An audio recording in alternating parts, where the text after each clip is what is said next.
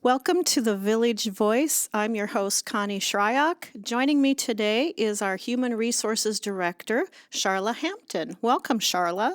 Thank you. Thanks for inviting me. It's a pleasure to have you here today. Now, human resources, that is a profession that I think a lot of our residents might have known as personnel, right? You are correct. Tell us a little bit about human resources in general, and what are the things that your office and your staff do? Well, we have many things we do. One of them would be hiring. So the hiring of all the great staff that we have here at Friendship Village. And then we do benefits. So any of the benefit enrollment for health insurances. We do workers' compensation. So we deal with if there's employee injuries, pretty much a lot of different things that involve the staff. Right, right. You also have a lot of rules and regulations. Yes, so we have to follow, things with the skilled nursing. So for the healthcare center, things that involve fingerprint clearance and hiring. The nurse make sure that the files are in order for the board of nursing when they come in. That we have required in-services for staff. Caregiver certifications, licenses, those types of things. So we also track those food handlers, cards, those types Right. of things that involve even other departments, dining services. That's a lot of paperwork and a lot of information to keep track of. It is a lot, and you got to keep up with them because, laws change, and you got to Right. make sure that you know what the newest regulation is, or the newest change in, labor laws and that type of thing. So you have a lot of responsibility. Yes. And you do that all by yourself, Sharla? No, I have great help with the HR team. We actually have two HR, like generalist type positions. They're doing a lot of our benefit administration, employee relations, paperwork in the hiring process, and making sure we have all those boxes checked, as for the regulations. And then I have a full-time recruiter now in the last year. So that's been great, helping us get people in the tight labor market that we have right now. And she's doing a great job. And then I have HR assistant, and she helps me with a lot of the events and just keeping the files in order, reference checking and that kind of thing in the hiring process. So we all have different specialties in the department. I noticed that your department has grown. When I first started here a long time ago, 19 years to be precise, the HR department was 2 people. Yes, when I started 13 years ago, it was 3. There was a director, a generalist type position or employee relations, and then the assistant. So we've added 2 more in the last 13 years. But we also added probably 200 employees since I started here. Wow. Because of the, once the expansion, when we expanded back in 2006, and then now just, keeping staff because of the market's always changing with labor, depending on unemployment rates and that kind of thing. So Right. keeps us busy. Let's talk a little bit about the current labor market. This might be interesting to our listeners, especially the residents who, they're not really in on the hiring process. So talk about what the labor market is like right now. Well, right now, it's like, I think it's the lowest unemployment in 60 years. So Right. it's really tight for finding, qualified staff coming in because most people are working. So you're having to try to look for those that either want to make a change and move from where they're currently working, or, those that are just like in between positions or jobs. And so it makes it a little more difficult. And then you also have Right. some shortages in certain fields like caregivers. There's shortages of people that are certified for that because they have to have a certification, or nursing. Obviously, the market's tight, and in Arizona, it's tight because we have so many people retiring here and so much Right. for healthcare. It's really a tight market there. So you have to make sure you have your benefits and those types of things are in line. Your salaries, your benefits, and such, so that you can compete even with dining, whether it's restaurants, whether it's hospitals, Right. whatever it is. So there's a lot of different competitors. It's not just other retirement communities for us. Right, right. Well, let's talk about the hiring process. I'm sure you hear over and over again how great our employees are and where on earth does Cole Marvin get all those people? I've He heard that he before. goes out and pounds the pavement for no. Well, it is kind of a lengthy process, only because we want to make sure that we're doing our due diligence to check the people coming in. We want to make sure they're the right people to care for the residents and give exceptional customer service and hospitality. So Hmm. we have where we have the recruiter will look for them. We have an online application. They'll go on and apply. Well, the recruiter will even go to job fairs. She was actually at one yesterday.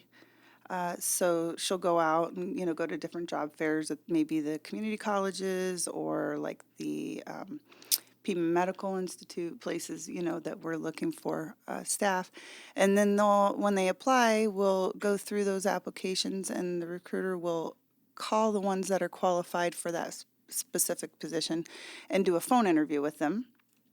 And then after the phone interview, if they meet the qualifications of what we're looking for, she would pass that on to Debbie, the HR assistant, and she would do reference checks.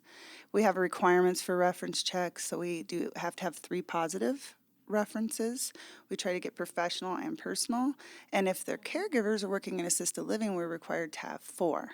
So they have a little different set of regulations for that.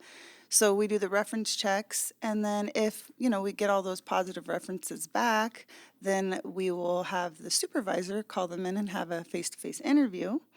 And then at that point, the supervisor would decide if that's a fit for, that particular position. Hmm.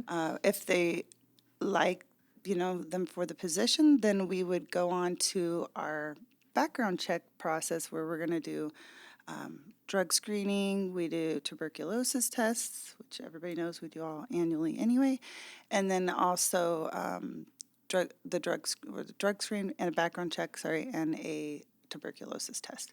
So they're going to do all that. If all those come back, in a not positive, but if all those come back, If they fail if the process. yeah, as long as they pass the process, then we would have them come in and start the paperwork and that to start working here. So it's a little it can take a little longer, only because we're really trying to be diligent about making sure we get the right people in here. So sometimes that's a challenge, in this market, because you really need to get a hold of these people quickly, because if you don't call them quickly, they're already going to pick up another job, because Right. they're looking. If they're unemployed in this market, they're really going to be looking and jump on what the opportunity they get. Everyone's a little aggressive trying to get people hired, right? Yeah. Because the labor market is so tight. Right. So they're gonna, if they're interviewing them and offering a position right there on the spot, that can be a challenge for us, to compete with Right. that in time wise. But we do need to do all these specific steps. So we try to, move it along in the process as quickly as we can, just so that we don't lose those opportunities for those candidates. So it can take how long, do you think, in an It average? depends, but if we get the application and she's calling right away, a week to 2 weeks. It depends on how quickly the supervisor also calls, schedules interviews. Depending on background checks and such. Some of them are longer. Certain states take longer for some reason. And it's it just depends on how quick everybody moves in the process too. Right.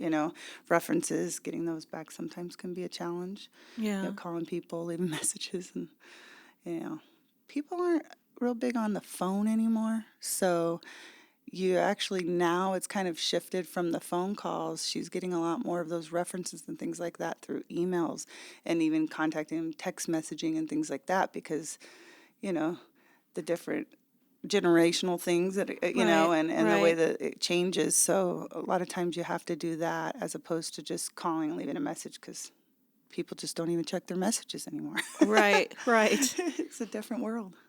It is a different world. And here at the village, of course, we have a wide range of ages. Yes. So let's talk about some of those challenges with some of our residents who, might be an older generation, some that are the younger baby boomer, and then we have everybody else after that. Right. Do you run into any challenges where the communication might be a little off or Well, yeah, there's conflict? I think some of it, yeah, is just, the younger employees coming in, or millennials. Everyone wants to talk about millennials. I don't try to talk about the generations so much because Right, really you have characteristics in every generation that are similar. I mean, we're all people. We're all different. It doesn't matter really our age so much, but it is when it comes to like technology and things like that. So like we moved to an online application. It used to be paper. right, And now you've got, people, there's still some stragglers that aren't really using a computer. So they have challenges when it comes to applying, and then once you get them in, there's challenges making sure like, how do you get the communication out? It used to be you could post up flyers and you could put the stuff on the bulletin boards. And now, you move to the monitors, how we digital have the signs. digital signage, right? And then, now you got internet things and how can you communicate through, applications and that can be a challenge because you've got some that are still not really computer savvy, and you have to kind of help them Right, along to get them, involved in some of those things. So that's a challenge. And then, just understanding what the person wants for like growth. right, Some younger folks might want to have something where they're part of, something for the community, or there's just different things that appeal to them than what it used to be. So those could be some challenges that we face. right. Is it okay if we talk about that thing that we're going to start doing, that app? Oh yeah, Yeah, I can't remember the name of it, but you do. it's well the one we're looking at is called Kazoo. It's actually like an application for like recognition. Right. But we also were looking at it for our Employee Living Well, our wellness program, because currently that's a paper program. So they're, submitting papers to earn incentives for wellness.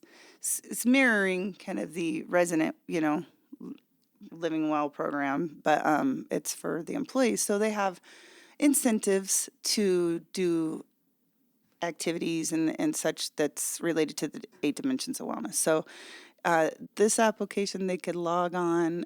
They can go to the app and log on, and then they can log, those activities that they're doing related to wellness. But it also kind of has a news feed feature, so kind of like a Facebook would be, where and supervisors could also go on and give them points and recognize them, and then they could use those points and actually do all of that through the app where they can cash that in for gift cards, or they can donate it, or they, there's a bunch of, maybe there's something that we could give them. Hey, they're going to have coffee with Cole if that's what they want. We can put whatever we want on there, but it'll be really nice because it's all going to be more automated, and I think that'll really appeal to the younger, generations coming in, because even myself, I kind of have fallen off on filling out those papers for the wellness. I still do the activities, but Right. I just don't do the paperwork. And if it was on an application on my phone, I'd do it. So Right. that's kind of the difference. So we've got to move into things like that for staff to make it easier for them to participate, because we want them to participate. We want them to be well. We want them to, Right. enjoy all these activities and things that we do for them, but we need to make it easy. Do we know when we're going to launch that? Sometime next year, we're actually going to have a call about that first week or so in December and kind of get the details of how we can implement it, roll it out, how much time and what it would take for us to get that rolling. It'll be a little bit of a learning curve, but It's pretty I think cool. it'll go over really well. Yeah, I think it's going to be really neat. Yeah, I like it too. Yeah, it'll be fun. So stand by, employees, for that. Yes. That's going to be fun. Yes. Let's talk about one of those uncomfortable topics, Mm-hmm. and that is progressive discipline, because it's Um, not always roses and happy things. Sometimes it can be a little difficult when you're dealing with employee issues. yes, it can. We have an employee handbook. It's got our policies. It has our procedures. It has those kind of rules that we need to follow here at work.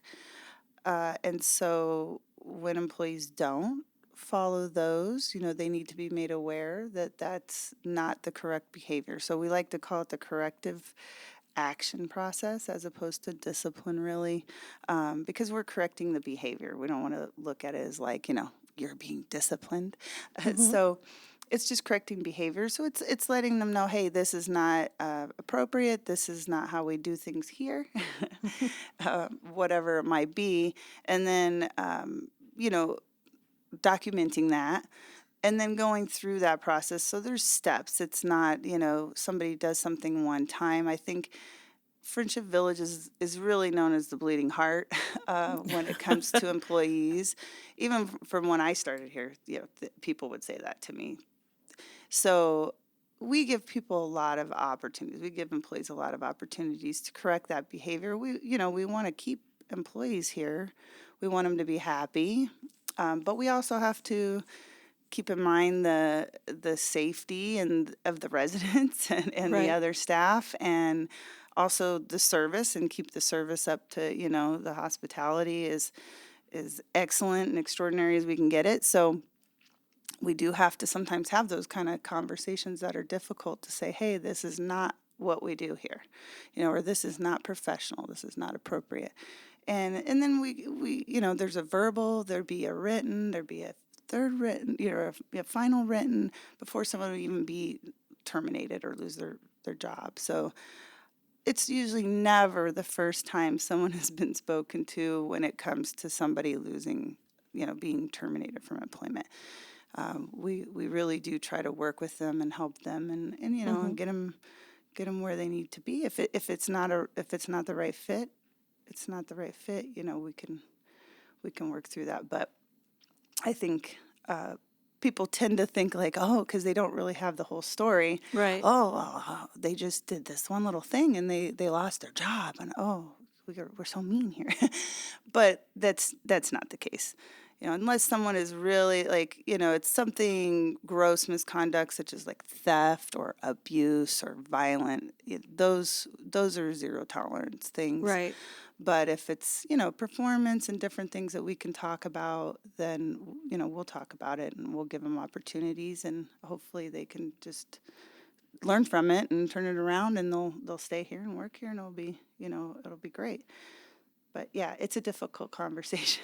Yeah. There's a lot of difficult conversations being had around here. So it's not it's never just, oh yeah, they're out of here, they did one thing. It doesn't work like that. But a lot of people don't understand because they don't know. They don't have the whole story. I make sure Right. I investigate it. It's important to me. I mean, it's somebody's job. I mean, it's their livelihoods, their families, I take it very seriously. I don't want to wrongfully accuse people of things. It's a serious thing for me, so I make sure I really look at the whole picture and get all Right. the information Right. before I make a decision. And there's confidentiality involved as well. So a lot of Yes. people don't realize that a bunch of stuff has happened Right. prior to. We're not going and telling everyone, oh yeah, we Right. already talked to them 3 times Right. about this. We're not telling anyone that. So they think, oh, that was the first time and now they're gone. And it's like, no, but we can't go around telling everybody that. There's a confidential nature of that. And, Right. you wouldn't want this, you wouldn't want that of yourself either. You wouldn't want somebody telling your business. So True story. true. Well, let's move on to something fun. Okay. One of the nice things about working at the village is, first of all, the kind of family atmosphere that we have. But a lot of people probably don't realize, especially like maybe our residents, some of the amenities and benefits that our employees get. So some of those are hard and fast, things like insurance and stuff, but some of them are other things as well that are activity related. So, Sharla, tell us how awesome our employees are and how awesome we get spoiled. Yeah, we do. I'll tell you, people leave here, they usually try to come back. So when they get somewhere else and see, oh wow, they don't do these things. Coming up this week, we have our benefit fair on Friday. So we yeah, it's insurances, but we bring out the mammogram, mobile mammogram, the mobile prostate exams, skin cancer screenings. We're going to have massages for the staff. So and then they have all the insurance vendors and such that come. And so if they have questions and everything, they can get those questions answered because they've got the new year of their benefits. We hand out turkeys every year, the Friday before Thanksgiving, to every employee for free. So that's always a fun day. We schedule the managers to hand out the turkeys. It's a fun time. Everybody really enjoys their little hour shift of I love handing it. out the turkeys. We like to make them wear funny turkey hats and take pictures. And I'm not wearing the hat, Sharla. I've told but you you make that. other people wear it. But I make other people wear it. And then we just take their picture. So, they get the free turkey, so that's fun. We have an educational grant program, which actually the Friendship Village Foundation sponsors and contributes the money towards that. And that's really something most employers don't do anymore in anything for education. Reimbursements, whatever. This is a grant. It's not a reimbursement. Like it's not I have to pay it back. So that's a really cool thing that we have, and they can get like $2,000 for the semester. We do it 2 times a year, so they could get $4,000 towards school, which I wished I had when I was in school. Right? So I wasn't paying all these school loans back. But so that's a great one. I think we have a sunshine fund even where they raise money for, so if somebody has maybe a tragedy in their family or they're sick or things like that we can send flowers or maybe a little grocery gift card or something if they're having a hard time, something's going on, help And them get out. well. Yeah, get well card, something. We have a care loan program where we have like a little emergency loan program that they can get $200 and pretty much the same day if they need it. Maybe they've got an emergency, a flat tire or something, and they need it before payday. And then they just pay it back through payroll deduction. So I think that's pretty neat that we allow. That is. It's an interest-free, just a little loan, which we have a lot of people participate that. And I think that people really think that's a great benefit. We have the wellness program, like we discussed. That's pretty cool because they can earn points and cash them in for gift cards, massages, all kinds of different things. Movie tickets. Yeah, movie tickets, gas cards, different things like that. So that's good, just promoting the wellness piece. What else? We have a huge awards banquet that we do around February, which we invite all the staff that were employees of the month from the previous year. Everybody that has over 5 years of service, which is quite a bit we have a long tenured employees here. We have people that have been here, 35, 38 years that have worked here. So we invite anybody over 5 years, and then we invite anybody that had perfect attendance for the whole year.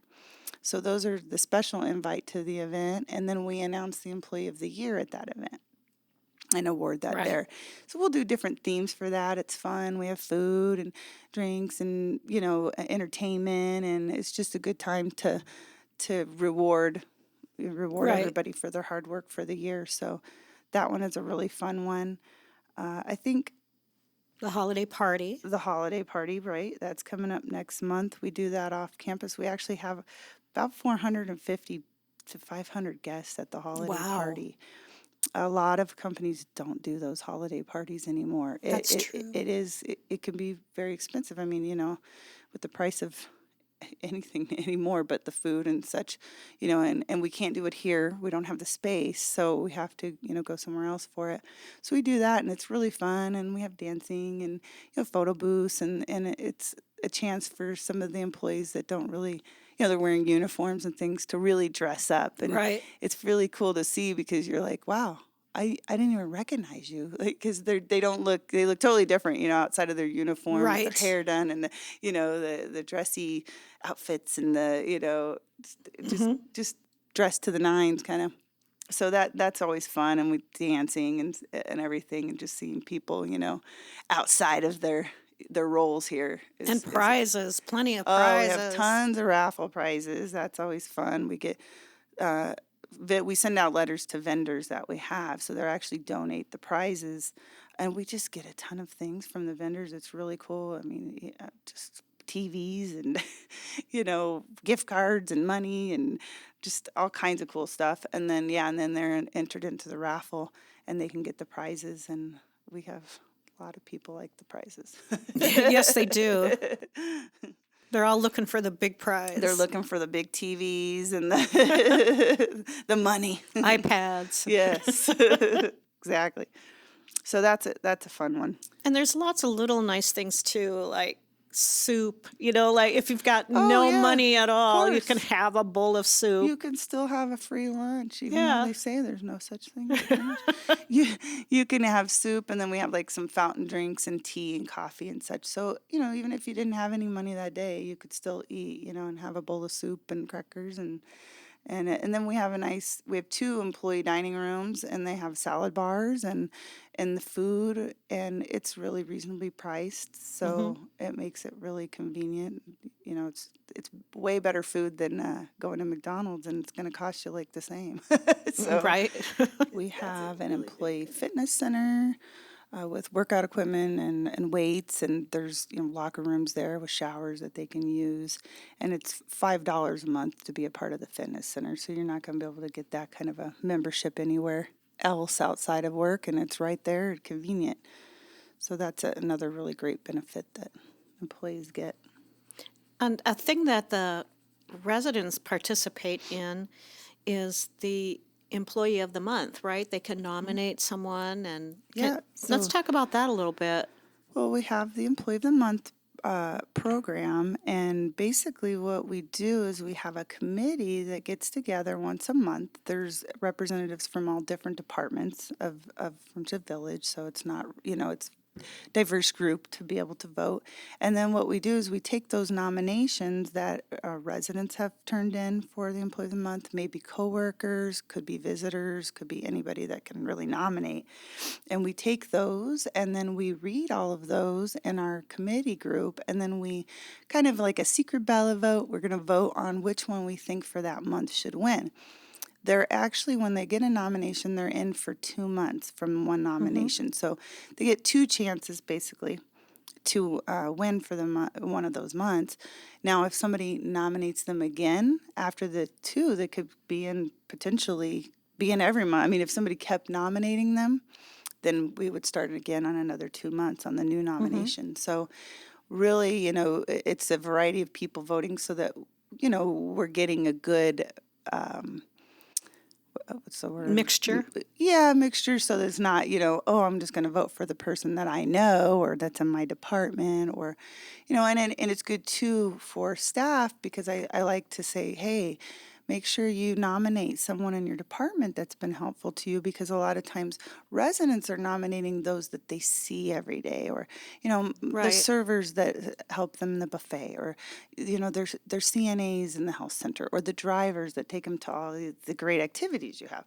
So it's great when coworkers are nominating those people that kind of are behind the scenes, maybe, maybe they're working in the kitchen, or maybe, Right. or HR, we don't work with the residents much, so it's good to have that, and it gives us a variety of nominations, and then we'll vote, and that winner will be announced at the village meeting, and they'll get they get a little pin, they get a leather appreciation, a certificate, and then they get the $200.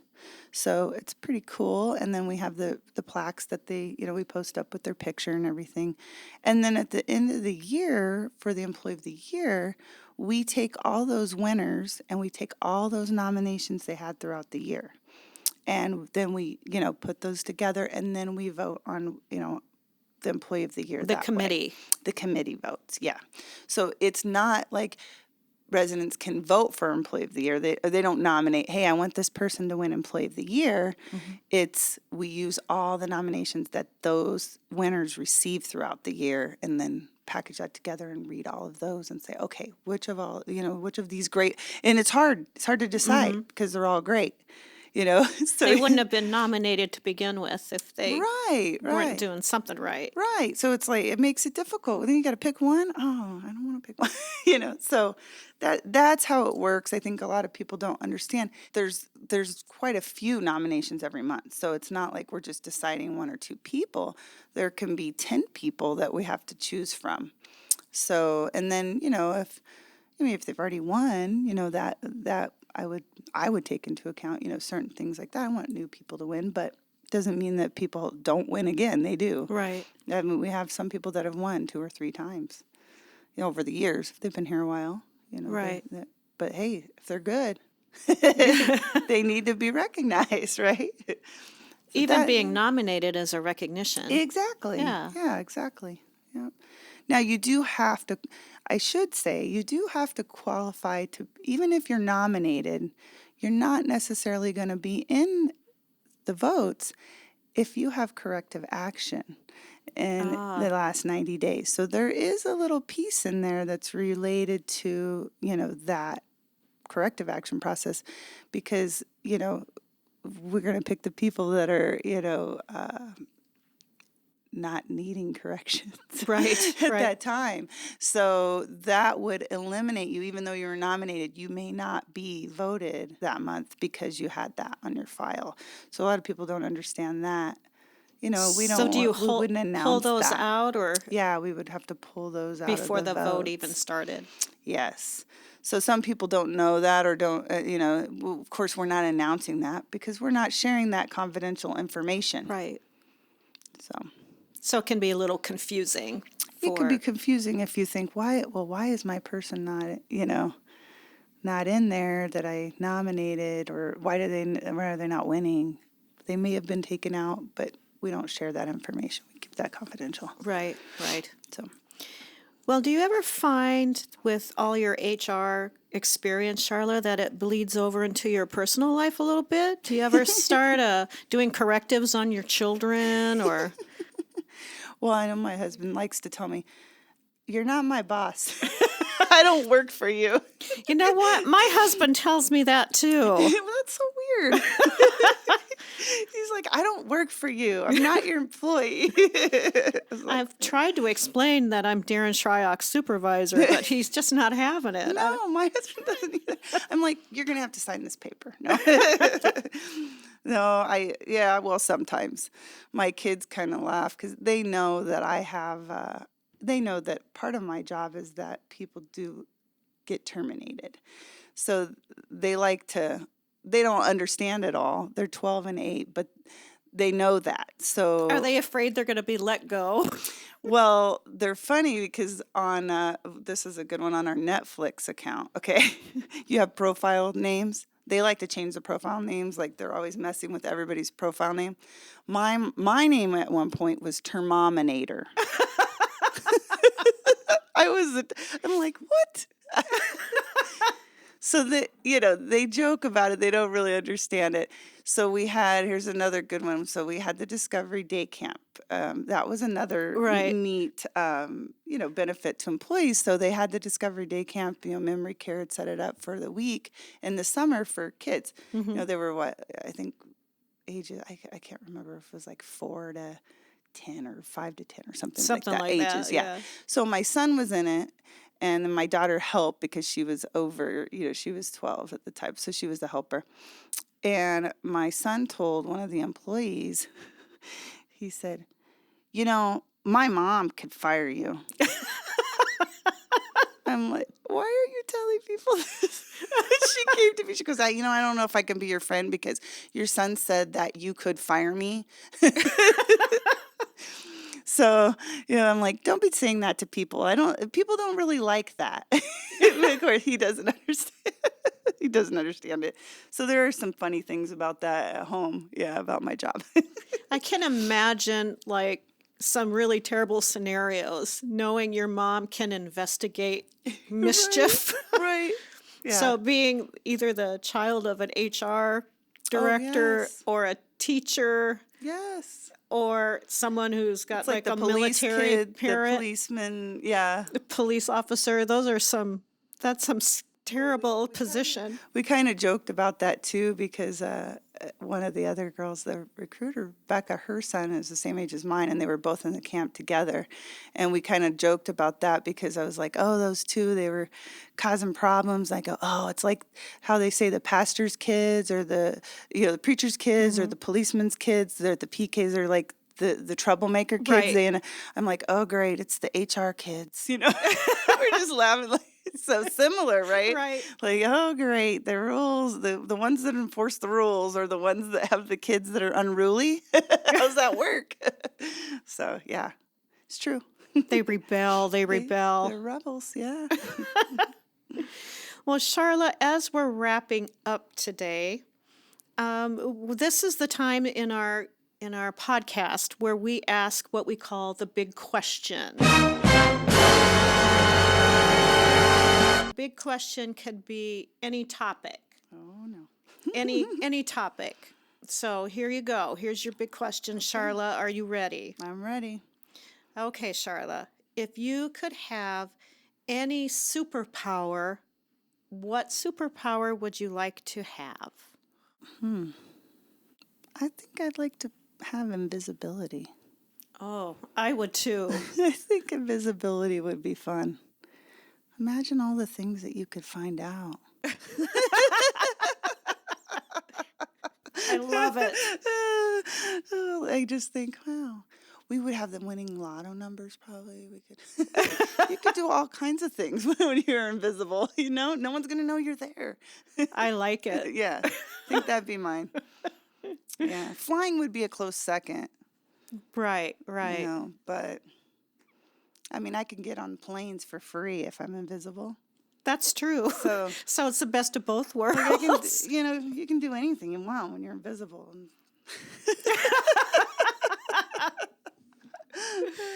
Well, Sharla, it's been great having you here and finding all about human resources and the hard work that you and your team do. Thank you for being our guest today on The Village Voice. And as always, I'd like to remind our listeners that life is great when you participate. Thank you for listening to The Village Voice.